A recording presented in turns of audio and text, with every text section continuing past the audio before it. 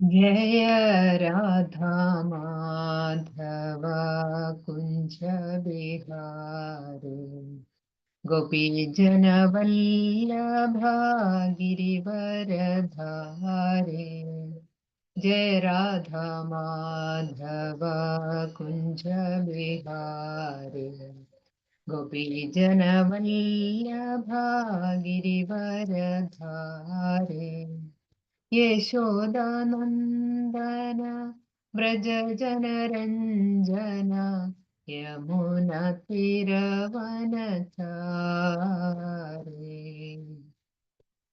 यशोदानन्दन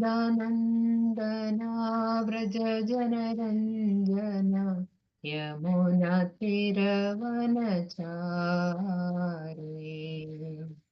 जय राधा माधव कुञ्ज विहारी गोपीजन वल्लभा गिरिवरधारी। हरे कृष्णा कृष्णा कृष्णा हरे हरे, हरे राम राम राम हरे हरे। हरे कृष्णा कृष्णा कृष्णा हरे हरे, हरे राम राम राम हरे हरे। हरे कृष्णा कृष्णा कृष्णा हरे हरे, हरे राम राम राम हरे हरे। हरे कृष्णा कृष्णा कृष्णा हरे हरे, हरे राम राम राम हरे हरे। हरे कृष्णा कृष्ण कृष्ण हरे हरे, हरे राम राम राम हरे हरे। जय गौरानिताय गौरानिताय गौरानिताय, जय गौरानिताय निताय गौर हरि बोल, हरि बोल, हरि बोल निताय गौर हरि बोल। जय जय प्रभुपाद प्रभुपाद प्रभुपाद, जय जय प्रभुपाद। जय जय गुरुदेव गुरुदेव गुरुदेव, जय जय गुरुदेव।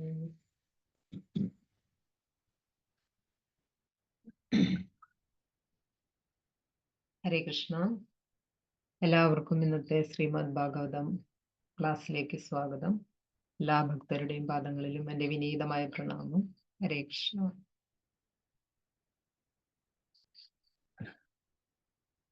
ഓം നമോ ഭഗവതേ വാസുദേവായ, ഓം നമോ ഭഗവതേ വാസുദേവായ, ഓം നമോ ഭഗവതേ വാസുദേവായ. നിഗമകൽപ്പതരോർഗളിതം ഫലം ശുഗമുഗാദമൃതദ്രവ സംയുതം പിബത ഭാഗവതം രസമാലയം മുഹുരഹോ രസികാ ഭുവി ഭാവുകാഃ.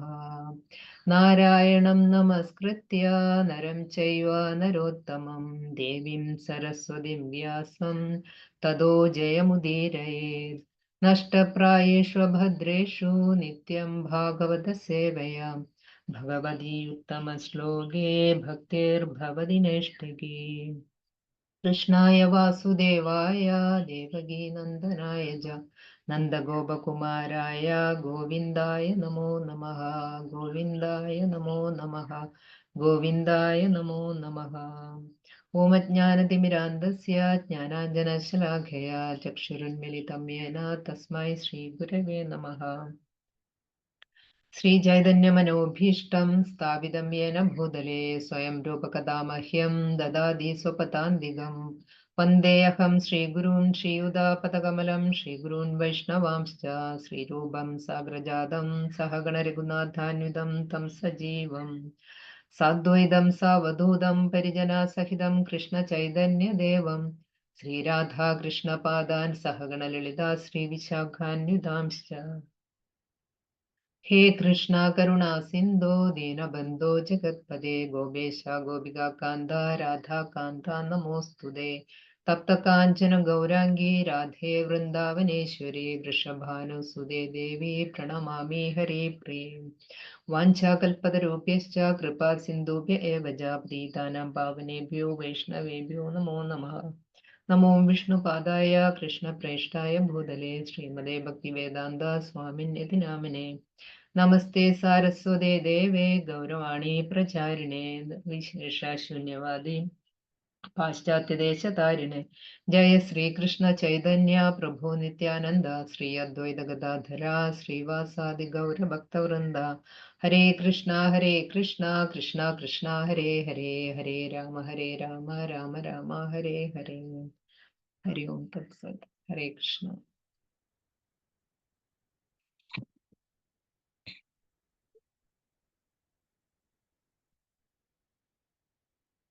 ഹരേ കൃഷ്ണ.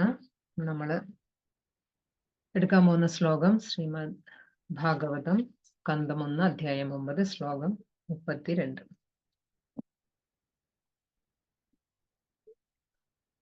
ശ്രീ ഭീഷ്മ ഉവാച ഇതി മതിരുപകൽപിതാ വിതൃഷ്ണാ ഭഗവതി സാത്വത പുംഗവേ വിഭൂമ്നി സുസുഖമുപഗദേ കുജിദ്വിഹർത്തും പ്രകൃതിമുപേയുഷി യദ്ഭാവ പ്രവാഹ.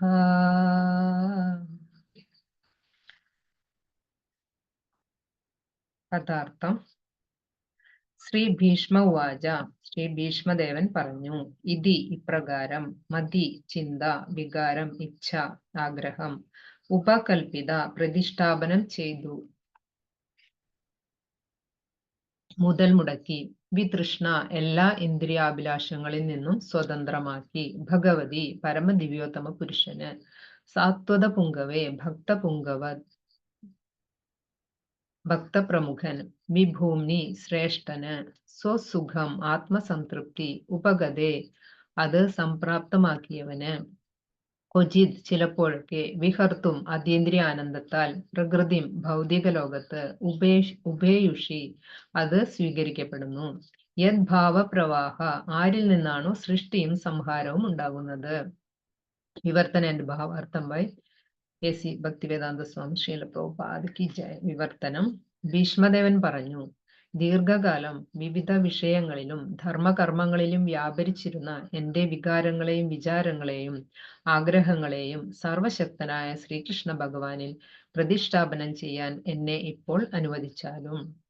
അദ്ദേഹം സദാ ആത്മസംതൃപ്തനാകുന്നു. എന്നാൽ ഭക്തന്മാരുടെ സ്വാമിയാകയാൽ ചിലപ്പോഴൊക്കെ ഭൗതികലോകം അദ്ദേഹത്തിന്റെ തന്നെ സൃഷ്ടിയാണെങ്കിലും ഇവിടെ അവതരിച്ച് അതീന്ദ്രിയാനന്ദം അനുഭവിക്കുന്നു.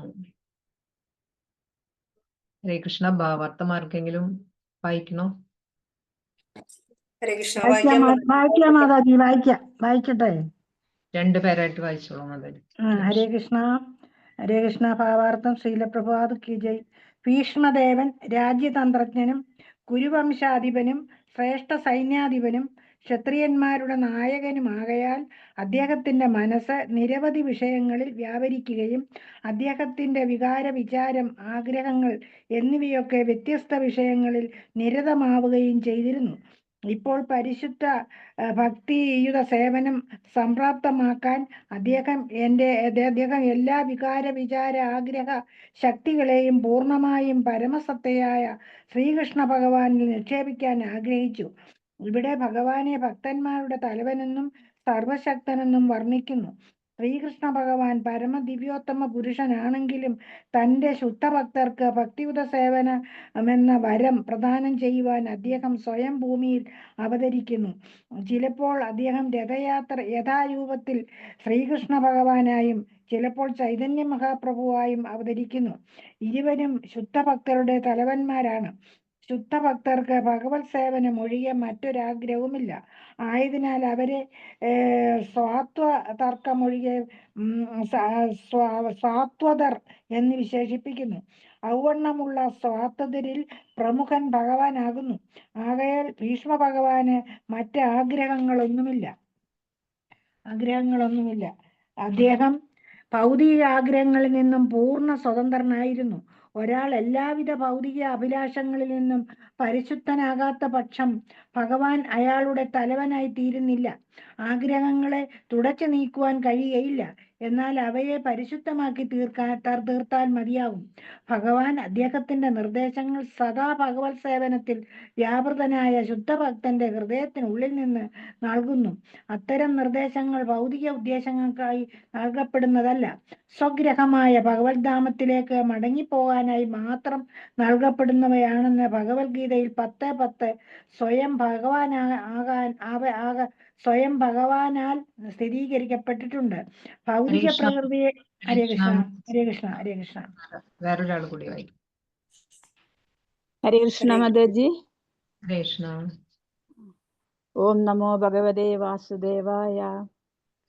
ഭൗതിക പ്രകൃതിയെ അടക്കി ഭരിക്കാൻ ആഗ്രഹിക്കുന്ന സാമാന്യ വ്യക്തിക്ക് ഭഗവാൻ അവന്റെ പ്രവർത്തനങ്ങൾക്ക് അനുമതി നൽകുകയും സാക്ഷിയാവുകയും മാത്രം ചെയ്യുന്നു. എന്നാൽ ഒരു അഭക്തന് ഭഗവാൻ ഒരിക്കലും ഭഗവത് ധാമത്തിലേക്ക് മടങ്ങിച്ചെല്ലുന്നതിനുള്ള നിർദ്ദേശങ്ങൾ നൽകുന്നില്ല. വ്യത്യസ്ത ജീവാത്മാക്കളോട്, അതായത് ഭക്തനോടും അഭക്തനോടുമുള്ള ഭഗവാന്റെ ഇടപഴകലിലുള്ള വ്യത്യാസമാണിത്. സ്വതന്ത്ര പ്രജകളെയും തടവ് പുള്ളികളെയും രാജ്യ നിയമങ്ങൾക്കനുസരിച്ച് രാജാവ് ഭരിക്കുന്നതുപോലെ എല്ലാ ജീവാത്മാക്കളുടെയും അധിപനാണ് ഭഗവാൻ. എന്നാൽ അദ്ദേഹം ഇടപെടുന്ന രീതി ഭക്തനോ അഭക്തനോ എന്നതനുസരിച്ച് വ്യത്യാസപ്പെട്ടിരിക്കുന്നു.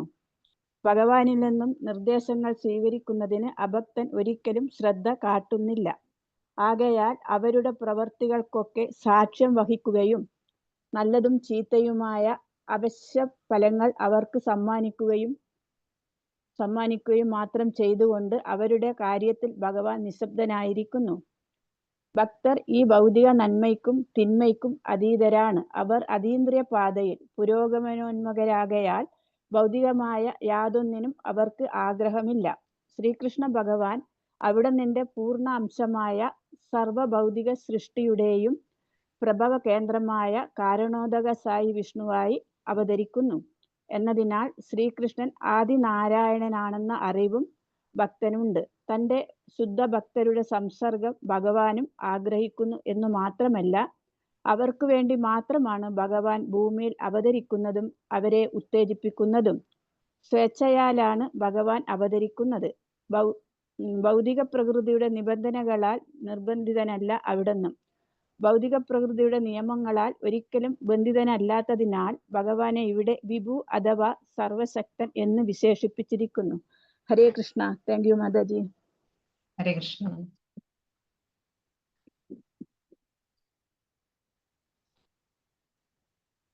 ഹരേ കൃഷ്ണ. ഇപ്പോൾ ഭീഷ്മദേവന്റെ വിയോഗം അല്ലെ, അതാണ് ഈ നമ്മുടെ ഈ 9ാമത്തെ അധ്യായം. അപ്പോ ഇതുവരെ 32ാമത്തെ ശ്ലോകം എത്തി. അപ്പൊ ഇതുവരെ എന്തൊക്കെയാണ് ഈ ശ്ലോകത്തിൽ നമ്മൾ കണ്ടതെന്ന് നമുക്ക് നോക്കാം. ഭീഷ്മദേവൻ 12 മഹാജനങ്ങളിൽ ഒരാളാണ് അല്ലെ, ഭഗവാന്റെ പരിശുദ്ധ ഭക്തനാണ്. അങ്ങനെയുള്ള അദ്ദേഹത്തിന് ഇച്ഛാമൃത്യു വരിക്കാനുള്ള ആ ഒരു വരം സിദ്ധി ലഭിച്ചിരുന്നു. അങ്ങനെയുള്ള അദ്ദേഹം ശരശയ്യയില്, കുരുക്ഷേത്ര യുദ്ധത്തിന് ശേഷം ശരശയ്യയില് അദ്ദേഹം തൻ്റെ ഭൗതിക ശരീരം ഉപേക്ഷിക്കാനുള്ള തയ്യാറെടുപ്പിൽ അദ്ദേഹം കിടക്കുകയാണ്. ആ സമയത്ത് അദ്ദേഹത്തെ ദർശിക്കാനായിട്ട് ഒരുപാട് ഋഷിവര്യന്മാരും രാജർഷികള്, മറ്റ് പല മഹാത്മാക്കള്, അതുപോലെ തന്നെ പാണ്ഡവരോടൊപ്പം ശ്രീകൃഷ്ണ ഭഗവാൻ, അങ്ങനെ എല്ലാവരും അദ്ദേഹത്തെ കാണാനായിട്ട് ആഗതരായിരുന്നു അല്ലെ. സാധാരണ ഒരാളാണ് ഇതുപോലെ ശരീരം വിടാൻ അല്ലെ കിടക്കുന്ന സമയത്ത് എന്താണ് എല്ലായിടത്തും വിലാപങ്ങളും അല്ലെ കരച്ചിലും ഇതൊക്കെ ആയിരിക്കും ഉണ്ടായിരിക്കുക അല്ലെ. പക്ഷെ ഭീഷ്മദേവന്റെ, അതായത് ഭഗവാന്റെ പരിശുദ്ധ ഭക്തൻ ശരീരം ഉപേക്ഷിക്കുന്ന സമയത്ത് എല്ലാ ഭക്തരും എല്ലാവരും സന്നിഹിതരായിരിക്കുന്നു അദ്ദേഹത്തെ യാത്രയാക്കാനായിട്ട് അല്ലെ. ഇതൊക്കെ ഒരു ഭക്തന് കിട്ടുന്ന മഹാഭാഗ്യമാണ്. അപ്പൊ അങ്ങനെ ഭീഷ്മദേവൻ ആ ശരശയിൽ കിടന്നുകൊണ്ട് എല്ലാവരെയും കാലോചിതമായിട്ട് അവരെല്ലാം സ്വാഗതം ചെയ്യാണ്. ശ്രീകൃഷ്ണ ഭഗവാനെയും അദ്ദേഹം യഥോചിതം അദ്ദേഹത്തെയും ആരാധിക്കുന്നു. അതുപോലെ തന്നെ തൻ്റെ അടുത്ത് വളരെയധികം സ്നേഹാധിക്യത്തോടെ മൗനമായിട്ടിരിക്കുന്ന പാണ്ഡവരെയും അദ്ദേഹം കാണുന്നു. പാണ്ഡവരെയും അദ്ദേഹം ആശ്വസിപ്പിക്കുകയാണ്. മാത്രമല്ല അവരെ കണ്ടപ്പോൾ അദ്ദേഹത്തിന്റെ കണ്ണുകളിൽ ആനന്ദാശ്രുക്കൾ നിറഞ്ഞു. കാരണം എന്താണ്, കൗരവരെ എല്ലാം തോൽപ്പിച്ചിട്ട് പാണ്ഡവര് അധികാരം കിട്ടിയതും യുധിഷ്ഠിര രാജാവ് ചക്രവർത്തിയായതും എല്ലാം ഭീഷ്മദേവൻ അതെല്ലാം ആഗ്രഹിച്ചിരുന്നതാണ്. അപ്പൊ അവര് ആ ഒരു നല്ല സ്ഥിതിയിലെത്തിയപ്പോൾ അദ്ദേഹത്തിന് അതെല്ലാം കണ്ട് തന്റെ കണ്ണിൽ ആനന്ദാശ്രുക്കൾ നിറഞ്ഞു എന്ന് പറയുന്നു. അപ്പോ പാണ്ഡുപുത്രരെയും അദ്ദേഹം അനുമോദിച്ചു. ഇവരോട് എന്താണ് അദ്ദേഹം പറഞ്ഞത്? അതായത് യുധിഷ്ഠിര മഹാരാജാവിനാണെങ്കിൽ വളരെയധികം കുറ്റബോധം ഉണ്ടായിരുന്നു. കാരണം ഇതിന്റെ എല്ലാം കാരണം ഈ യുദ്ധത്തിൽ ഇവരെല്ലാം വധിച്ചതിന്റെ ഒക്കെ കാരണം ഞാനാണെന്നും, കാരണം അതിനുശേഷം അവരുടെയൊക്കെ ആ ബന്ധുജനങ്ങളുടെ വിലാപം, അവരുടെ ദുഃഖമൊക്കെ യുധിഷ്ഠിരന് വളരെയധികം വിഷമമുണ്ടാക്കി. അപ്പൊ അതുകൊണ്ട് അദ്ദേഹം വിചാരിച്ചു ഇതിനെല്ലാം ഞാൻ കാരണമാണ് ഇതെല്ലാം സംഭവിച്ചത് എന്നുള്ള ഒരു വിഷമം അദ്ദേഹത്തിനുണ്ടായിരുന്നു. ശ്രീകൃഷ്ണ ഭഗവാൻ സമാധാനിപ്പിച്ചിട്ട് പോലും അദ്ദേഹത്തിന് ആശ്വാസം ലഭിച്ചില്ല എന്നാണ് പറയുന്നത്. അപ്പം അതുകൊണ്ട് അദ്ദേഹം യുധിഷ്ഠിരന്റെ ആ മനസ്സിലാക്കിയിട്ട് ഭീഷ്മദേവൻ അവരോട് പറയാണ് എന്താണ്, ഇതെല്ലാം സംഭവിച്ചത് യുദ്ധവും മറ്റെല്ലാ കാര്യങ്ങളും നിങ്ങൾക്ക് ഉണ്ടായിട്ടുള്ള എല്ലാ അനുഭവങ്ങളും നിങ്ങളുടെ ദുഃഖങ്ങളും എല്ലാം സംഭവിച്ചത് എന്താണ്, ആ ഒരാളുടെ അല്ലെ, ആ പരമദിവ്യോത്തമ പുരുഷനായിട്ടുള്ള ശ്രീകൃഷ്ണ ഭഗവാന്റെ ഇച്ഛപ്രകാരമാണ് ഇതെല്ലാം നടന്നത്. ഇതൊക്കെ അദ്ദേഹത്തിന്റെ മാസ്റ്റർ പ്ലാൻ ആയിരുന്നു അല്ലെ. ഒരു ഭക്തന്റെ കാര്യത്തില് എല്ലാം ഭഗവാന്റെ ഇച്ഛപ്രകാരമാണ് നടക്കുന്നത് അല്ലെ, ഭഗവാന്റെ പദ്ധതി പ്രകാരമാണ് എല്ലാം നടക്കുന്നത്.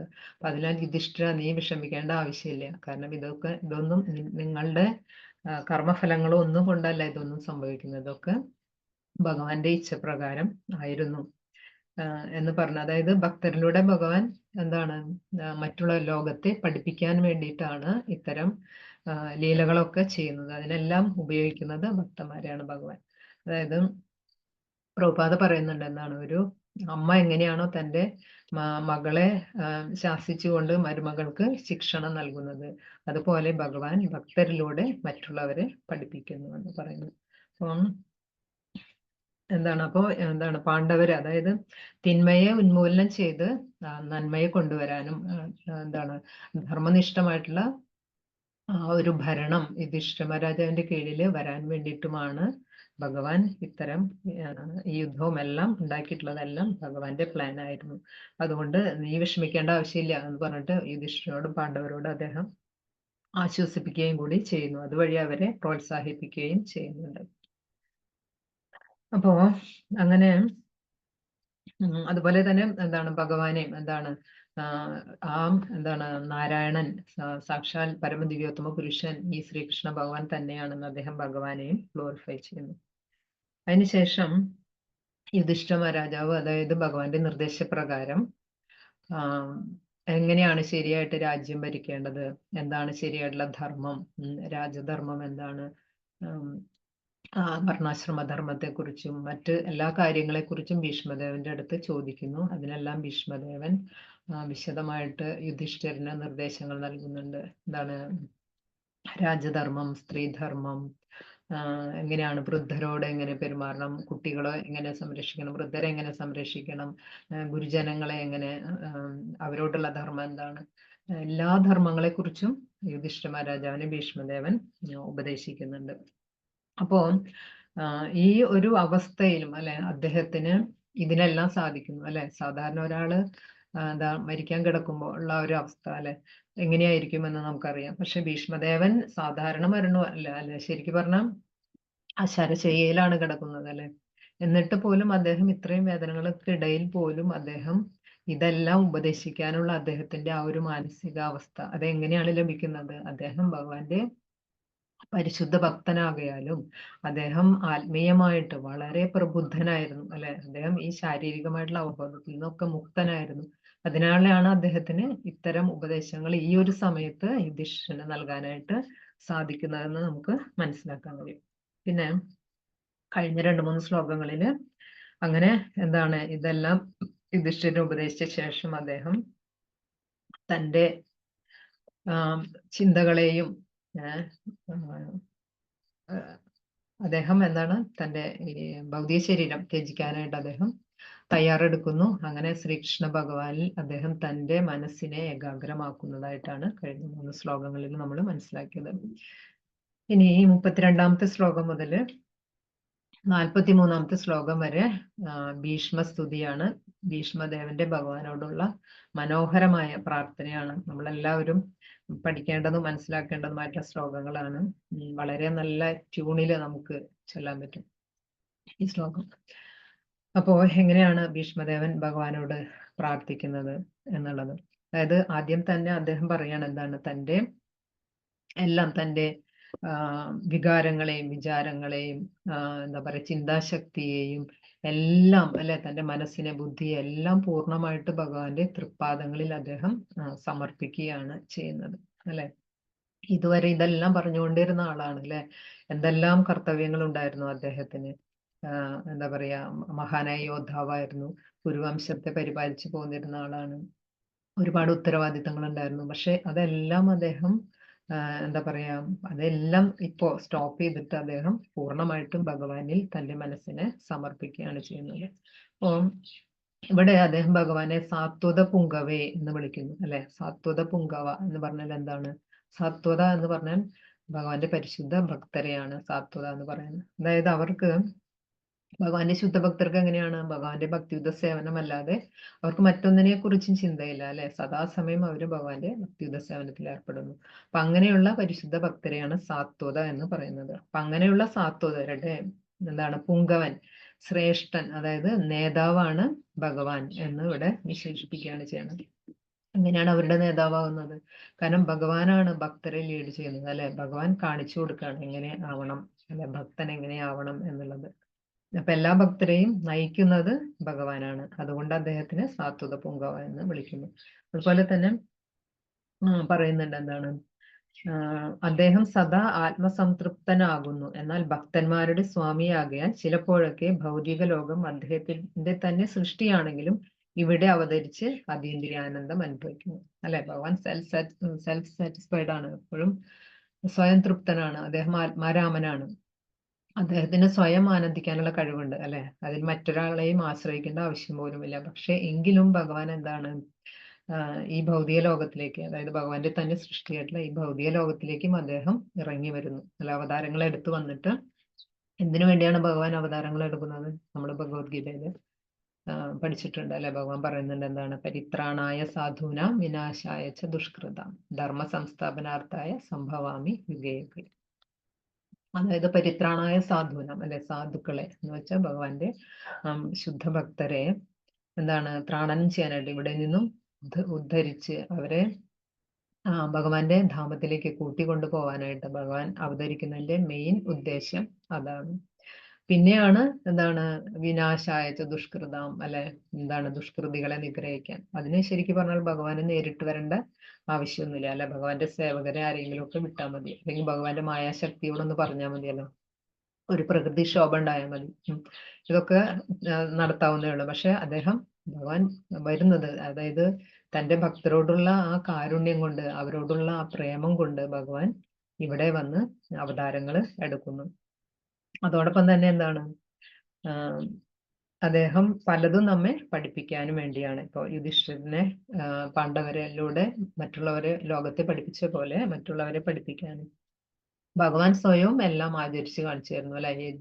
യദ്യത് ആചരതി ശ്രേഷ്ഠ, എല്ലാം ഭഗവാൻ ഇവിടെ അവതരിച്ചുകൊണ്ട് എന്തൊക്കെയാണ് ചെയ്യേണ്ടത് എന്നുള്ളത് ഭഗവാനും നമുക്ക് കാണിച്ചു തരുന്നുണ്ട് അല്ലെ. ഭഗവാൻ ഗുരുവിനെ സ്വീകരിച്ചു. ഭഗവാൻ ദ്വാരകയിലായിരിക്കുന്ന സമയത്ത് എന്താ പറയാ മഹാത്മാക്കളൊക്കെ വരുമ്പോ, മുനിശ്രേഷ്ഠന്മാരും ഋഷിവര്യന്മാരൊക്കെ വരുമ്പോ ഭഗവാൻ അവരുടെ പാദമൊക്കെ കഴുകി അവരെ ശരിയായ രീതിയിൽ ഉപചാരപൂർവ്വം സ്വീകരിച്ചിരുത്തി അവർക്ക് സേവനം ചെയ്തിരുന്നു.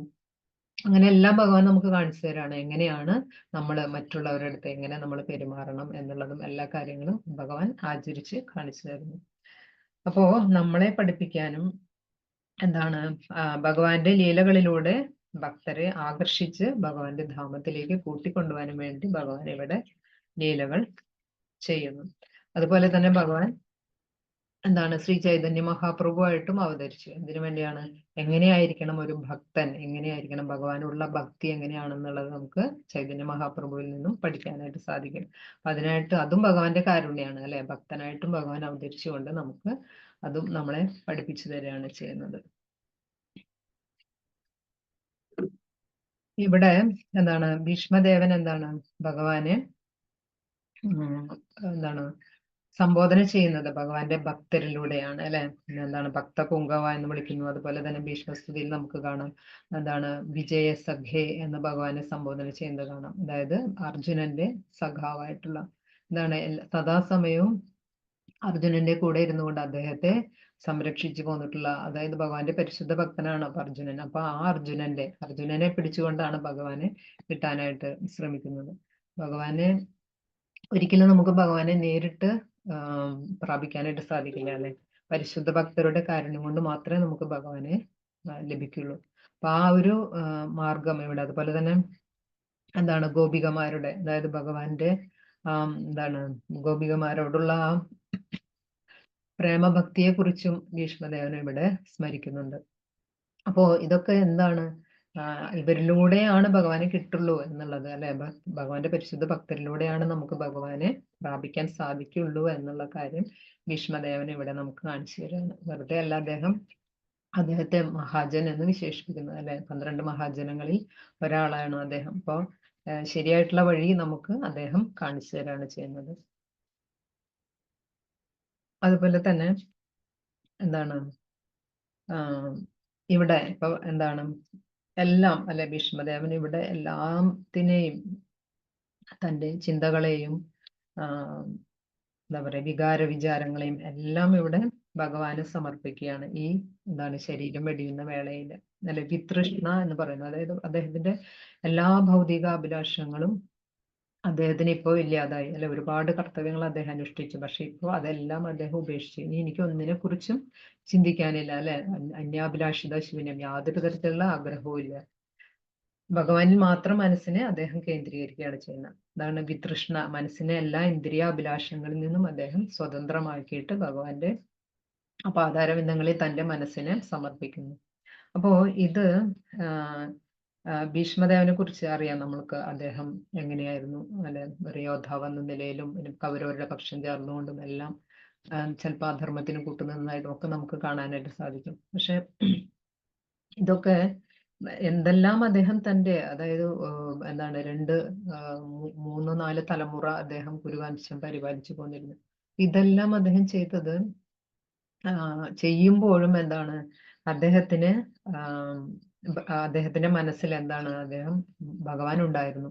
കാരണം അങ്ങനെയുള്ള ഒരാൾക്ക് മാത്രമേ ഈ അവസാന നിമിഷം തങ്ങളുടെ മനസ്സിനെയും ഇന്ദ്രിയങ്ങളെയും എല്ലാം ഭഗവാനിൽ അർപ്പിക്കാനായിട്ട് സാധിക്കുള്ളൂ അല്ലെ.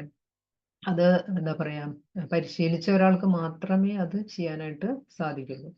അല്ലാത്ത ഒരാൾക്ക് ജീവിതത്തിലുടനീളം അത് പരിശീലിച്ചിരിക്കണം അല്ലെ. അഭ്യാസേന തു കൗന്ദേയ അല്ലെ ഭഗവാൻ പറയുന്നു. അങ്ങനെ അഭ്യസിച്ച ഒരാൾക്ക് മാത്രമേ ഈ അവസാന നിമിഷത്തിൽ ഇത് ചെയ്യാൻ പറ്റുള്ളൂ.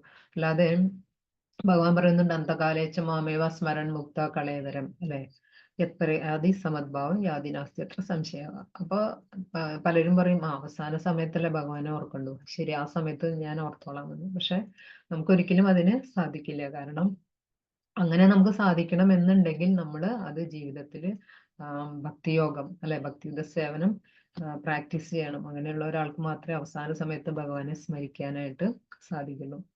അപ്പോ ഭീഷ്മദേവൻ എന്താണ് ഇതെല്ലാം അദ്ദേഹം ചെയ്തിരുന്നു. അദ്ദേഹം എന്താണ് എല്ലാം ഭഗവാന് സമർപ്പിച്ചുകൊണ്ട് സദാസമയം ഭഗവത് ചിന്തയില് ഭഗവാന്റെ ഇച്ഛ എന്താണോ അതനുസരിച്ചാണ് അദ്ദേഹം തന്റെ ജീവിതത്തിലുടനീളം പ്രവർത്തിച്ചിട്ടുള്ളത്.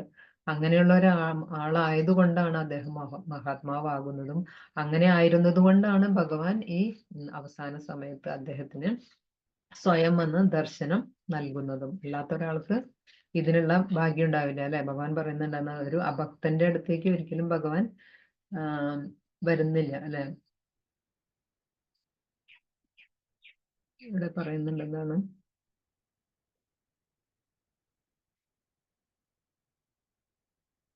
ഭൗതിക മാലിന്യങ്ങളാൽ ഇന്ദ്രിയങ്ങൾ അശുദ്ധവും അപൂർണമായി തീർന്നു. പരിശുദ്ധനായ ശ്രീകൃഷ്ണ ഭഗവാന്റെ സമ്പർക്കത്താൽ അയാളുടെ പുനരുദ്ധാരണം സാധ്യമാവുകയും അപ്രകാരം ഇന്ദ്രിയങ്ങൾ വീണ്ടും ഭൗതിക മാലിന്യങ്ങളിൽ നിന്ന് സ്വതന്ത്രമായി തീരുകയും ചെയ്യുന്നു. എന്താണ് ഒരിക്കലും ഒരു ഭക്തിയുത സേവനം പ്രാക്ടീസ് ചെയ്യാത്ത ഒരാളുടെ അടുത്തേക്ക് ഭഗവാൻ അവസാന സമയം ഭഗവാന്റെ സ്മരണ ഉണ്ടാവില്ല, ഭഗവാൻ വരികയും ചെയ്യുന്നില്ല. പക്ഷെ ഇവിടെ ഭീഷ്മദേവന് അടുത്തേക്ക് ഭഗവാൻ വരുന്നത് ഭീഷ്മദേവൻ അത് ആചരിച്ചു പോന്നിരുന്ന ഒരു മഹാത്മാവ് ആയതുകൊണ്ടാണ്, ഭഗവാന്റെ പരിശുദ്ധ ഭക്തനായതുകൊണ്ടാണ്. അപ്പോൾ എന്താണ് ഭഗവാന്റെ ഭക്തരോടുള്ള വാത്സല്യം അല്ലെ, അത് നമുക്ക് ഭീഷ്മദേവനിലൂടെ നമുക്ക് ശരിക്കും കാണിച്ചു തരികയാണ് ചെയ്യുന്നത് അല്ലെ. ഒരു ഭക്തൻ എങ്ങനെയാണ് ഭക്തിയുതം സേവനം പ്രാക്ടീസ് ചെയ്തു വരുന്നത് അല്ലെ, സദാ ഭഗവത് ചിന്തയിൽ മുഴുകിക്കൊണ്ട് തൻ്റെ ഭൗതികമായ കർമ്മങ്ങളെയും എല്ലാം അനുഷ്ഠിച്ചു പോരുന്നത്. അപ്പൊ അങ്ങനെയുള്ള ഒരു ഭക്തന് അവസാന സമയം ഭഗവാന്റെ ദർശനം കിട്ടും എന്നുള്ളത് ഇവിടെ ഭീഷ്മദേവനിലൂടെ നമുക്ക് മനസ്സിലാവുകയാണ് ചെയ്യുന്നത്. ഭഗവാന്റെ ഭക്തരോടുള്ള വാത്സല്യം എന്ന് പറയുന്നത് നമുക്ക്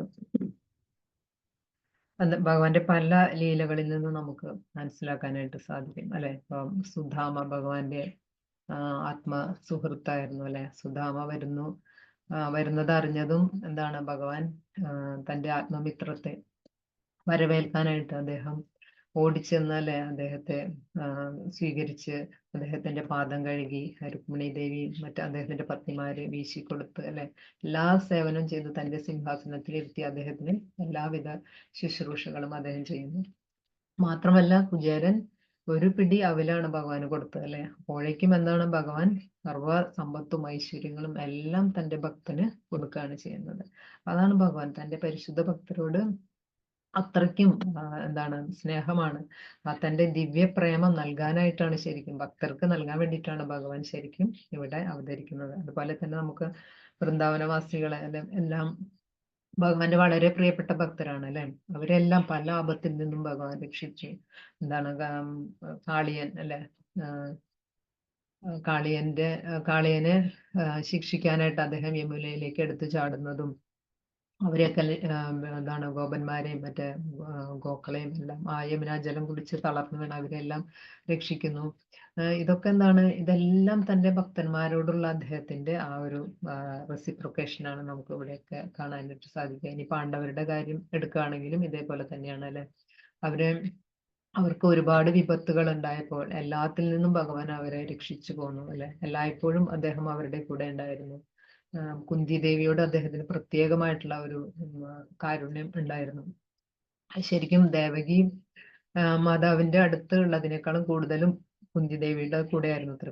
കുന്തി ദേവിയോടായിരുന്നു ഭഗവാന് കൂടുതൽ വാത്സല്യം. കാരണം അത് പറയുന്നത്, കാരണം ദേവകി മാതയ്ക്ക് അവരുടെ പതിയുണ്ട് അല്ലെ, വസുദേവരുണ്ട് അടുത്ത്. പക്ഷെ കുന്തി മാത വിധവയായിരുന്നു, അവർക്ക് ഭർത്താവില്ലാത്ത സ്ത്രീയായിരുന്നു. അതുകൊണ്ട് തന്റെ അമ്മായി ആയതുകൊണ്ട് മാത്രമല്ല ഇങ്ങനെ ഒരു കാരുണ്യം കൂടി ഭഗവാന് കുന്തി ദേവിയോടും മക്കളോടും ഉണ്ടായിരുന്നു.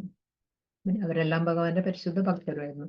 അപ്പൊ ഇങ്ങനെ ഭഗവാനും ഭക്തരും തമ്മിലുള്ള ആ ഒരു എന്താണ് അവരുടെ പരസ്പര റെസിപ്രൊക്കേഷൻ നമുക്ക് ഇവിടെ കാണാനായിട്ട് സാധിക്കുകയാണ് ചെയ്യണം.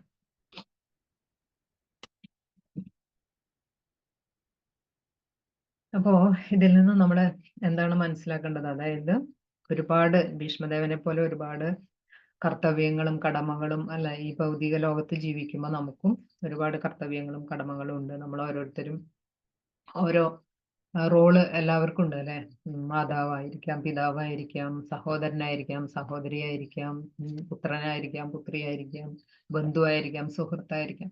അങ്ങനെ പല പല റോളുകൾ നമ്മളിവിടെ ചെയ്യുന്നുണ്ട്. അപ്പം ഇങ്ങനെയെല്ലാം നമ്മൾ എടുക്കുമ്പോഴും എന്താണ് ഇതെല്ലാം ചെയ്യുമ്പോഴും ഭീഷ്മദേവൻ എങ്ങനെയാണോ തന്റെ ഉത്തരവാദിത്തങ്ങൾ നിറവേറ്റിക്കൊണ്ടിരിക്കുമ്പോൾ അദ്ദേഹം സദാ ഭഗവാന്റെ എല്ലാം ഭഗവത് സമർപ്പിതമായിട്ട് ചെയ്തിരുന്നത് അല്ലെ, അതേപോലെ നമുക്കും ഇതിനായിട്ട് സാധിക്കണം. ഈ കർത്തവ്യങ്ങളും കടമകളും എല്ലാം ഭൗതികമായിട്ടുള്ള ഇത് നമ്മൾ ചെയ്യുമ്പോഴും എപ്പോഴും നമുക്ക് ഒരു ബോധം ഉണ്ടായിരിക്കണം, എന്താണ് നമ്മുടെ യഥാർത്ഥ സ്വരൂപം എന്താണെന്നുള്ളത് അല്ലെ. ജീവര സ്വരൂപ കൃഷ്ണേര നിത്യദാസ അല്ലെ, നമ്മൾ ഭഗവാന്റെ നിത്യദാസനാണ് അല്ലെ. അതാണ് നമ്മുടെ ശരിയായിട്ടുള്ള റോള് അല്ലെ, അതാണ് നമ്മൾ ശരിക്കും നിറവേറ്റേണ്ടത്. അപ്പൊ ഭൗതികമായ കർത്തവ്യങ്ങൾ അനുഷ്ഠിക്കുമ്പോഴും നമ്മൾ എന്താണ് എല്ലാം നമ്മൾ ഭഗവാൻ പറയുന്നു മയ്യർപ്പിത മനോബുദ്ധിർ മാ മനുസ്മര യുദ്ധേച്ച എന്ന് പറയുന്നുണ്ട് അല്ലെ. അപ്പം എന്താണ്, നീ യുദ്ധം ചെയ്തോളൂ, എങ്ങനെയാണ് നിന്റെ ബുദ്ധി മനസ്സൊക്കെ എന്നിൽ സമർപ്പിച്ചുകൊണ്ട്, അല്ലെ ഭഗവാന് സമർപ്പിച്ചുകൊണ്ട്. അപ്പൊ ഇതേപോലെ ആയിരിക്കണം നമ്മളും നമ്മുടെ ഭൗതിക ജീവിതത്തെ ചിട്ടപ്പെടുത്തേണ്ടത്. എല്ലാം നമ്മൾ ചെയ്യുമ്പോഴും എന്താണ്, ആ കൃഷ്ണാബോധത്തിൽ ഇരുന്നു കൊണ്ട് വേണം നമ്മളെല്ലാം അനുഷ്ഠിക്കാനായിട്ട്. എന്താണ് നമ്മുടെ യഥാർത്ഥമായിട്ടുള്ള സ്വരൂപം എന്നതിനെ കുറിച്ച് നമുക്ക് ഓർമ്മയുണ്ടായിരിക്കണം. അതിനാൽ നമ്മൾ എന്താണ്, ഭഗവാനെ സന്തോഷിപ്പിക്കുക എന്നുള്ളതാണ് നമ്മുടെ യഥാർത്ഥ ധർമ്മം എന്ന് മനസ്സിലാക്കി നമ്മൾ ആ ഭക്തിയുടെ സേവനം, ഭക്തിയോഗം നമ്മൾ പ്രാക്ടീസ് ചെയ്യാനായിട്ട് നമ്മൾ ശ്രമിക്കണം, അല്ലെ. എങ്കിൽ മാത്രമാണ് ഈ ഭീഷ്മദേവനെ പോലെ നമുക്ക് ഈ അവസാന സമയത്ത് ഭഗവാനിൽ എല്ലാം സമർപ്പിക്കാനും ഭഗവാന്റെ സ്മരണയിൽ ഇരിക്കാനും ഒക്കെയുള്ള ആ ഒരു ഭാഗ്യം നമുക്ക് ഉണ്ടാവുള്ളൂ, അല്ലെ. നമുക്ക് കിട്ടുന്ന ഈ മനുഷ്യ ശരീരം തന്നെ വളരെ ദുർലഭമാണ്. ശ്രീമദ് ഭാഗവതത്തില് ഒരു ശ്ലോകമുണ്ട്. നിർദേഹമാദ്യം സുലഭം സുദുർലഭം പ്ലവം സുകൽപ്പം ഗുരുകർണധാരം മയാനുകൂലേന നഭസ്വതേരിതം പുമാൻ ഭവാബ്ധി ന തരേത്സ ആത്മഹ. എന്താണ് അതിന്റെ അർത്ഥം? മൃതദേഹം ആദ്യം സുലഭം സുദുർലഭം, അല്ലെ. നമുക്ക് വളരെ ദുർലഭമായിട്ട് കിട്ടുന്നതാണ് ഈ മനുഷ്യ ശരീരം, അല്ലെ. ഈ മനുഷ്യ ശരീരത്തെ വളരെ വിലപിടിപ്പുള്ള ഒരു ബോട്ടായിട്ട് കരുതണം. പിന്നെന്താണ്, ആത്മീയ ഗുരു ഈ ഭവസാഗരം, ഈ അജ്ഞാന സമുദ്രം നമുക്ക് തരണം ചെയ്യാനായിട്ട് ആ ബോട്ടിനെ നയിക്കുന്ന കപ്പിത്താനാകുന്നു. പിന്നെ ഭഗവാന്റെ ഉപദേശങ്ങൾ, അല്ലെ, ശ്രീമദ് ഭഗവത്ഗീത, ശ്രീമദ് ഭാഗവതം, ഇതെല്ലാം നമുക്ക് ആ ബോട്ടിനെ നയിക്കുമ്പോ, ബോട്ട് പോകുമ്പോ അനുകൂലമായിട്ടുള്ള കാറ്റ് വേണം, അല്ലെ. അപ്പോ അനുകൂലമായിട്ടുള്ള കാറ്റാണ് നമ്മുടെ ശാസ്ത്രങ്ങൾ. അപ്പൊ ഇതെല്ലാം നമുക്ക് എന്താണ്, ഇതെല്ലാം നമുക്കുണ്ടായിട്ടും, ഈ മനുഷ്യ ശരീരം ലഭിച്ചിട്ടും ആത്മീയ ഗുരുവിനെ കിട്ടിയിട്ടും എന്താണ്, അനുകൂലമായ കാറ്റ്, അതിനായിട്ട് നമുക്ക് ശാസ്ത്ര ഗ്രന്ഥങ്ങൾ, ഇതെല്ലാം നമുക്ക് തന്നിട്ടുള്ളത് ഭഗവാന്റെ കാരുണ്യാണ്, അല്ലെ. ഇതെല്ലാം ഭഗവാന്റെ മഹാകാരുണ്യാണ്. കാരണം നമ്മളെ തിരിച്ച് ഭഗവാന്റെ അടുത്തേക്ക് കൊണ്ടുപോകാനായിട്ടാണ് ഭഗവാൻ ഈ കാരുണ്യം നമുക്ക് നൽകിയിട്ടുള്ളത്. അപ്പോ എന്നിട്ടും നമ്മൾ ഈ അജ്ഞാന സമുദ്രം, അല്ലെ, ഈ ഭവസാഗരം കടക്കാനായിട്ട് നമ്മൾ ശ്രമിക്കുന്നില്ല എങ്കിൽ അത് ആത്മഹത്യ ചെയ്യുന്നതിന് തുല്യമാണെന്ന് പറയുന്നു, അല്ലെ. അപ്പോ തീർച്ചയായിട്ടും നമ്മൾ എന്താണ്, ഈ ശരീരം ഉപയോഗിച്ചുകൊണ്ട് നമുക്ക് എന്താണ്, ഇവിടെ ഭീഷ്മദേവന് ആ അന്തേ നാരായണ സ്മൃതി, അല്ലെ, ജന്മലാഭ പരപുംസാം അന്തേ നാരായണ സ്മൃതി, ആ ഒരു അവസ്ഥ നമുക്ക് കിട്ടണമെങ്കിൽ, ഭഗവാനെ അവസാന നിമിഷം നമുക്ക് സ്മരിക്കാനായിട്ട് സാധിക്കണം എന്നുണ്ടെങ്കിൽ തീർച്ചയായിട്ടും നമ്മൾ ശരിയായ രീതിയിൽ നമ്മുടെ ഭക്തി നമ്മൾ അനുഷ്ഠിക്കേണ്ടതാണ്. ഭക്തിയുടെ സേവനം നമ്മൾ ശരിക്കും നമ്മൾ പ്രാക്ടീസ് ചെയ്യേണ്ടതാണ്. അപ്പോൾ എന്താണ്, ഇവിടെ നമുക്ക് ഭീഷ്മദേവന്റെ ഈ ഉദാഹരണത്തിൽ നിന്ന് നമുക്ക് എന്ത് മനസ്സിലാക്കാം? അതായത് ഭഗവാനും ഭഗവാന്റെ പരിശുദ്ധ ഭക്തനും തമ്മിലുള്ള, അല്ലെ, അതീന്ദ്രിയമായിട്ടുള്ള ആ സ്നേഹവിനിമയമാണ് നമുക്ക് കാണാനായിട്ട് സാധിക്കുന്നത്. തന്റെ പരിശുദ്ധ ഭക്തനെ കാണാനായിട്ട് ഭഗവാൻ വരുന്നു, അല്ലെ, സ്വയം വരുന്ന കാഴ്ചയാണ് നമുക്ക് കാണാൻ പറ്റുന്നത്. പിന്നെ എന്താണ്, നമ്മള് ഇപ്പൊ ശാസ്ത്രങ്ങളിൽ നിന്നും, അല്ലെ, മറ്റ് സ്രോതസ്സുകളിൽ നിന്നും എല്ലാം നമ്മൾ പഠിക്കുന്നുണ്ട്, അല്ലെ. ഇതെല്ലാം പഠിക്കുന്നുണ്ട്, ഭഗവാൻ പറയുന്നതും ഒക്കെ, അല്ലെ. അന്ത്യസമയത്ത് എന്നെ പ്രാപിക്കുമെന്നും, അല്ലെ, ഭഗവാന്റെ ദർശനം ലഭിക്കും എന്നുള്ള കാര്യങ്ങളൊക്കെ പഠിക്കുന്നുണ്ട്. അപ്പൊ ഇതെല്ലാം എന്താണ്, ശാസ്ത്രങ്ങളിലും ഇതിലെല്ലാം പറഞ്ഞിട്ടുള്ള ആ ഒരു അറിവ് സത്യമാണെന്നുള്ളതും ഇവിടെ തെളിയിക്കപ്പെടുകയാണ് ചെയ്യുന്നത്, അല്ലെ. ശ്രീമദ് ഭാഗവതത്തില്, അല്ലെ, ഭാഗവതത്തില് നമ്മൾ ഓരോ ലീലകളും നമുക്ക് ഓരോ മഹാജനങ്ങളുടെയും ഓരോ മഹാത്മാക്കളുടെയും ആ ചരിത്രം നമുക്ക് മനസ്സിലാക്കുമ്പോൾ ഇതെല്ലാം അറിയാനായിട്ട് സാധിക്കും, അല്ലെ. ഭാഗവത സന്ദേശങ്ങളെ നമുക്ക് ശരിയായ വണ്ണം നമ്മൾ അത് മനസ്സിലാക്കി അതും നമ്മുടെ ജീവിതത്തിൽ ഉൾക്കൊള്ളാൻ വേണ്ടിയാണ്, അല്ലെ. ഇതൊക്കെ നമുക്ക് മനസ്സിലാക്കാൻ വേണ്ടിയിട്ട്, നമ്മൾ പ്രാക്ടീസ് ചെയ്യാൻ വേണ്ടിയിട്ടാണ് ശ്രീമദ് ഭാഗവതം ഇതൊക്കെ നമുക്ക് തന്നിട്ടുള്ളത്. ഈ ഗ്രന്ഥങ്ങൾ ഇതെല്ലാം എന്താണ്, ഇത്തരം ഓരോ എന്താ പറയാ മഹാജനങ്ങളുടെ അനുഭവങ്ങളും ഒക്കെ നമുക്ക് പഠിപ്പിച്ചു തരുന്നത് ഇതിനു വേണ്ടിയാണ്. അപ്പോ ഇതേപോലെ ഭീഷ്മദേവനെ പോലുള്ള ആ മഹാജനങ്ങളുടെ അവരുടെ വാക്കുകളും പ്രവൃത്തികളും ഒക്കെ നമ്മളും സ്വീകരിക്കുകയാണെന്നുണ്ടെങ്കിൽ നമുക്കും എന്താണ്, അതായത് അവരുടെ കാലടികളെ പിന്തുടരുകയാണെന്നുണ്ടെങ്കിൽ നമുക്കും ഈ ഭീഷ്മദേവന്റെ പോലുള്ള ഈ ഒരു അനുഭവം അദ്ദേഹത്തിന് ലഭിച്ച പോലുള്ള ആ ഒരു മഹാഭാഗ്യം നമുക്കും പ്രാപ്തമാക്കാനായിട്ട് സാധിക്കും, അല്ലെ. ഭഗവാൻ പറയുന്നുണ്ട് ഭഗവത്ഗീതയില് ഭാവാർത്ഥത്തില്, ശ്രീല പ്രഭുപാദിര് പറയുന്നുണ്ട്, ഭഗവത്ഗീത 10:10 എന്താണ്? തേഷാം സതതയുക്താനാം ഭജതാം പ്രീതിപൂർവകം ദദാമി ബുദ്ധിയോഗം തം ഏനമാം ഉപയാന്തിതേ എന്ന്, അല്ലെ? ആരാണോ പ്രേമഭക്തിയോടെ എന്നെ സദാ ആരാധിക്കുന്നത് അവർക്ക് എന്നെ പ്രാപിക്കാനുള്ള ബുദ്ധിവിശേഷം ഞാൻ നൽകും എന്ന് പറയുന്നുണ്ട്, അല്ലെ? അപ്പോ ഈ ഭൗതിക ലോകത്തിൽ നിന്നുള്ള ഈ ബന്ധനങ്ങളിൽ നിന്നെല്ലാം മുക്തി നേടാനായിട്ട് നമ്മൾ ഭക്തിയോഗം, കൃഷ്ണാവബോധം ശരിയായിട്ട് നമ്മൾ പ്രാക്ടീസ് ചെയ്യണം, അല്ലെ? അങ്ങനെ നിർവ്യാജമായി ഭഗവാന്റെ സേവനത്തിൽ നമ്മൾ ഏർപ്പെട്ടുകൊണ്ടിരിക്കുമ്പോൾ എന്താണ്, ബുദ്ധിയില്ലാത്ത ആളായിക്കോട്ടെ അവർക്ക് അവരുടെ ആത്മീയ പുരോഗതിക്ക് വേണ്ടി എന്ത് ചെയ്യണം എന്നുള്ളതും, അല്ലെ, അവരെ തിരിച്ച് ഭഗവത് ധാമത്തിലേക്ക് കൂട്ടിക്കൊണ്ടുപോകാനും വേണ്ട നമ്മൾ ചെയ്യേണ്ട കാര്യങ്ങൾ എന്തൊക്കെയാണെന്ന് ഉള്ള ആ ഒരു ബുദ്ധിവിശേഷം ഭഗവാൻ തന്നെ നൽകുമെന്ന് ഭഗവാൻ നമുക്ക് ഉറപ്പു തരികയാണ് ചെയ്യുന്നത്. നമ്മുടെ ഭാഗത്ത് നമ്മുടെ ഭാഗത്തുനിന്ന് അതിനായിട്ടുള്ള ആ ശ്രമം, അല്ലെ, ഉണ്ടാവണം. നമുക്ക് അതിനുള്ള ആ ഉത്സാഹം നമുക്ക് ഉണ്ടാവണം ജീവിതത്തിൽ ഭക്തി പ്രാക്ടീസ് ചെയ്യാനുള്ള. അങ്ങനെ വരുമ്പോൾ ഭഗവാൻ തന്നെ നമ്മളെ സഹായിക്കുന്നു. അപ്പോ അങ്ങനെ പ്രാക്ടീസ് ചെയ്ത് വരുമ്പോഴാണ് ഭീഷ്മദേവൻ ചെയ്ത പോലെ നമുക്ക് അവസാന നിമിഷത്തിൽ നമ്മുടെ എല്ലാം ഒരുപാട് നമ്മുടെ, അല്ലെ, പലതരത്തിലുള്ള ചിന്തകളും എല്ലാം നമ്മളിലൂടെ കടന്നു പോകും, അല്ലെ? ഭൗതികമായിട്ട് നമ്മൾ ഒരുപാട് കാലം പല എന്താ പറയാ അറ്റാച്ച്മെന്റിലും എല്ലാം കുടുങ്ങി ജീവിച്ചു പോന്നവരാണ്. അപ്പൊ പലതരത്തിലുള്ള ചിന്തകളും എല്ലാം ഉണ്ടാവും. നമ്മൾ നാമം ജപിക്കുമ്പോൾ പോലെയല്ല, നമുക്ക് പല ചിന്തകളാണ്. നമുക്ക് കോൺസെൻട്രേറ്റ് ചെയ്ത് നാമം ജപിക്കാൻ പോലും ബുദ്ധിമുട്ടാണ്. അപ്പോൾ അന്ത്യസമയത്തും ഇതേപോലെ തന്നെയാണ്. ഒരുപാട് ബുദ്ധിമുട്ടുകൾ ഉണ്ടായിരിക്കും, അല്ലെ? ഭൗതികമായിട്ടും നമുക്ക് ശാരീരികമായിട്ടും എല്ലാം. അങ്ങനെയുള്ള ഒരു സമയത്ത് ഭഗവാനെ സ്മരിക്കാനും എല്ലാം ഭഗവാന് സമർപ്പിക്കാനുമുള്ള ആ ഒരു മാനസികാവസ്ഥ നമുക്ക് ലഭിക്കണം എന്നുണ്ടെങ്കിൽ തീർച്ചയായിട്ടും നമ്മൾ ഇത് ജീവിതത്തിലുടനീളം നമ്മൾ പ്രാക്ടീസ് ചെയ്യുന്ന വേണം. അപ്പൊ അതാണ് നമുക്ക് ഈ ഭീഷ്മദേവന്റെ ഈ അധ്യായത്തിൽ നിന്നും അതുപോലെ ഈ ഒരു ശ്ലോകത്തിൽ നിന്നും നമുക്ക് മനസ്സിലാക്കാനായിട്ട് സാധിക്കുന്നത്. ഹരേ കൃഷ്ണ.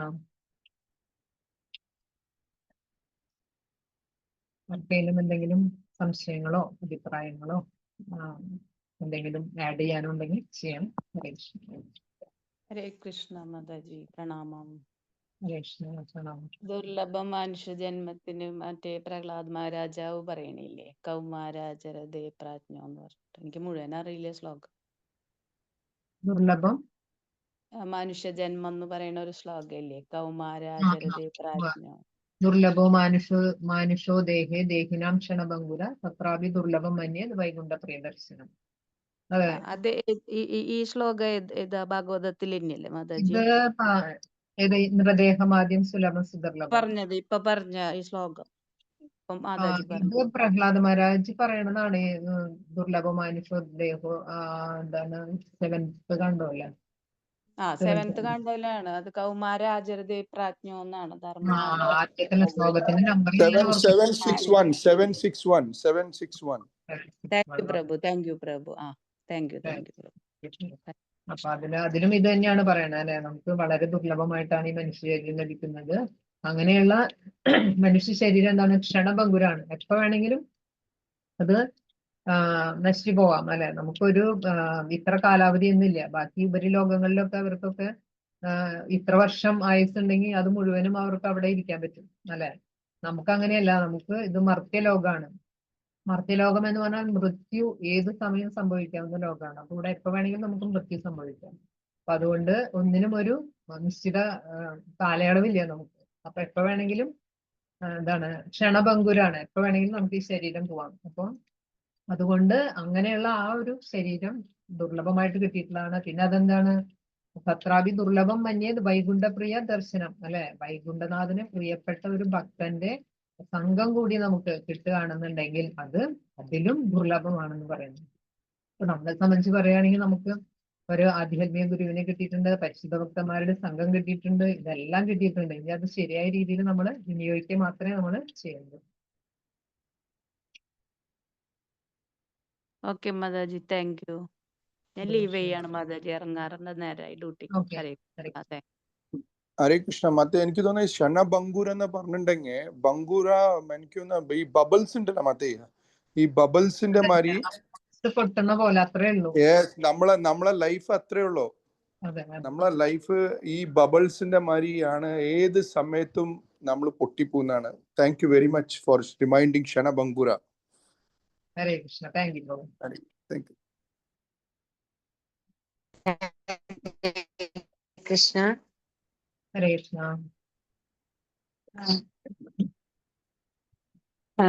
ഭീഷ്മദേവൻ ഒരു പരിശുദ്ധ ഭക്തനും 12 മഹാജനങ്ങളിൽ ഒരാളും ആയിരുന്നിട്ടും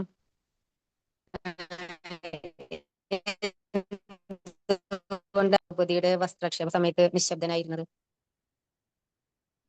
മഹാജനങ്ങളിൽ ഒരാളായിരുന്നിട്ടും എന്താണ്, ക്ലിയർ ആയില്ലേ? ദ്രൗപദിയുടെ വസ്ത്രാക്ഷേപ സമയത്തെ നിശബ്ദനായിട്ടിരുന്നത് എന്തുകൊണ്ടാണ്? അതായത് ഭീഷ്മദേവൻ എന്താണ്, നമുക്ക് ഭൗതികമായ എന്താ പറയാ, എന്റെ ബാഹ്യമായിട്ടുള്ള ഒരു കാരണമാണ് ശരിക്കും കൗരവരുടെ പക്ഷത്ത് നിന്നതും അധർമ്മത്തിന് കൂട്ടുനിന്നു എന്നുള്ളതൊക്കെ അല്ലെ. അദ്ദേഹം ഒരു മഹാജൻ ആണെന്ന്, അങ്ങനെയുള്ള ഒരാളെ നമ്മൾ മഹാജൻ എന്ന് പറയാൻ പാടില്ല അല്ലെ. പക്ഷെ അദ്ദേഹം ഇതെല്ലാം ഭഗവാന്റെ ഇച്ഛയ്ക്കനുസരിച്ചാണ്. ശ്രീമദ് ഭാഗവതം നമുക്ക് പഠിക്കുമ്പോഴാണ്, മനസ്സിലാക്കുമ്പോഴാണ് ഇതൊക്കെ നമുക്ക് അറിയാൻ കഴിയുന്നത്. എന്താണ്, ഭഗവാന്റെ ഇച്ഛയ്ക്ക് വേണ്ടിയിട്ടാണ് ഭീഷ്മദേവൻ അങ്ങനെ നിലയുറപ്പിച്ചത്. പിന്നെ അത് തന്നെയല്ല എന്തുകൊണ്ട് ഭഗവാന്റെ ഇച്ഛ. അതായത് ദ്രൗപദി ദേവി ആ നിസ്സഹായ അവസ്ഥയിൽ 2 കൈകളും ഉയർത്തി ഭഗവാനെ വിളിച്ചപ്പോൾ അവിടെ ഭഗവാൻ വരികയാണ് ചെയ്യുന്നത് തന്റെ ഭക്തയെ സഹായിക്കാനായിട്ട് അല്ലെ. അപ്പോ ഭഗവാന് ഭക്തരോടുള്ള ആ ഒരു എന്താണ് സ്നേഹം, വാത്സല്യം, അനുകമ്പ ഇതൊക്കെ മറ്റുള്ളവർക്ക് കാണിച്ചു കൊടുക്കാൻ വേണ്ടി ഇത് ഭഗവാന് ചെയ്യേണ്ട ലീലയാണ്. അതുകൊണ്ട് ഭീഷ്മദേവൻ നിശബ്ദം ഇരുന്നു എന്നേ ഉള്ളൂ. ശരിക്കും ഭീഷ്മദേവന് പ്രതികരിക്കാവുന്നേ ഉള്ളൂ അല്ലെ. ഭീഷ്മദേവൻ ആരാണ്? തന്റെ ഗുരുവായിട്ടുള്ള പരശുരാമന് പോലും അദ്ദേഹത്തെ തോൽപ്പിക്കാൻ പറ്റിയിട്ടില്ല. അപ്പൊ അത്രയും ശ്രേഷ്ഠമായിട്ടുള്ള, അത്രയും വലിയ യോദ്ധാവാണ്. അപ്പൊ ദുര്യോധനും ദുശാസനനും ഒക്കെ ഇങ്ങനെ പ്രവർത്തിക്കുമ്പോൾ ഒരു നിമിഷം വേണ്ട അവരൊക്കെ അദ്ദേഹത്തിന് എന്താ പറയാ എതിർക്കാനായിട്ട്, അല്ലെങ്കിൽ വധിക്കാനൊക്കെ. പക്ഷെ ഭീഷ്മദേവൻ നിശബ്ദത പാലിച്ചിരുന്നത് ഭഗവാന് ആ ഒരു ലീല ചെയ്യാൻ, അതായത് ഭഗവാന്റെ ഇച്ഛ മനസ്സിലാക്കി. അതാണ് മഹാത്മാക്കളുടെ ഒരു കഴിവ് എന്ന് പറയുന്നത്. അവർക്ക് എന്താണോ ഭഗവാൻ ഇച്ഛിക്കുന്നത് അതനുസരിച്ച് പ്രവർത്തിക്കാനായിട്ട് അവർക്ക് സാധിക്കും എന്നുള്ളതാണ്. ഇപ്പൊ എന്താണ് നാരദമുനി ഭഗവാന്റെ പരിശുദ്ധ ഭക്തനാണ്. അപ്പൊ നാരദമുനി എന്താണ്, ഓരോ സ്ഥലത്തും ഓരോ ഭക്തന്മാരുടെ അടുത്തും ചെന്ന് പല കാര്യങ്ങളും അദ്ദേഹം പ്രവർത്തിക്കുന്നുണ്ട് അല്ലെ. അപ്പൊ ഇത് എന്തുകൊണ്ടാണ്, ഭഗവാന്റെ ഇച്ഛ എന്താണെന്നുള്ളത് നാരദമുനിയുടെ ഭഗവാൻ ട്രാൻസ്ഫർ ചെയ്യും നാരദമുനിയുടെ മനസ്സിലേക്ക്. അപ്പോ അതനുസരിച്ചാണ് നാരദ മഹർഷി എല്ലായിടത്തും ചെല്ലുകയും ഇതൊക്കെ ചെയ്യുന്നത്. ഇപ്പൊ കംസൻ ദേവകി മാതാവിന്റെ മറ്റു മക്കളെയൊക്കെ വധിക്കാൻ പോയി. ഇപ്പൊ ആദ്യത്തെ കുട്ടിയെ വധിക്കാൻ പോകുമ്പോ കംസൻ വിചാരിക്കും 8ാമത്തെ പുത്രനല്ലേ തന്നെ വധിക്കുന്നുള്ളൂ, പക്ഷെ ഞാൻ ഇനി അപ്പം തന്നെ ഇവരെയൊക്കെ വെറുതെ കൊല്ലുന്നത് എന്ന് വിചാരിക്കും അല്ലെ. പക്ഷെ ആ സമയം നാരദമുനി വന്നിട്ട് പറയും ഇതൊക്കെ ചെയ്യും അല്ലെ. അപ്പൊ ഇതിന്റെ പിന്നിലല്ല ഓരോ കാരണങ്ങളുണ്ട്. ഇതൊക്കെ അനുസരിച്ചാണ് മഹാജൻസ് അല്ലെ, അവരൊക്കെ അതനുസരിച്ചാണ് പ്രവർത്തിക്കുന്നത്. പിന്നെ അത് മാത്രമല്ല ഭഗവാൻ തന്റെ ഭക്തരിലൂടെ പഠിപ്പിക്കുന്നു എന്നിവിടെ പറയുന്നുണ്ട് അല്ലെ. അപ്പൊ ഭീഷ്മദേവനിലൂടെ ഭഗവാൻ പഠിപ്പിക്കുകയാണ് എന്താണ്, അധർമ്മത്തിന്റെ പക്ഷത്ത് നിന്നാൽ എന്താണ് നാശമായിരിക്കും ഫലം എന്നുള്ള ഒരു കാര്യം കൂടി മറ്റുള്ളവർക്ക് മനസ്സിലാക്കി കൊടുക്കാനും ഭീഷ്മദേവനെ അദ്ദേഹം ഒരു ഇൻസ്ട്രുമെന്റ് ആക്കിയെന്ന് മാത്രമേ ഉള്ളൂ.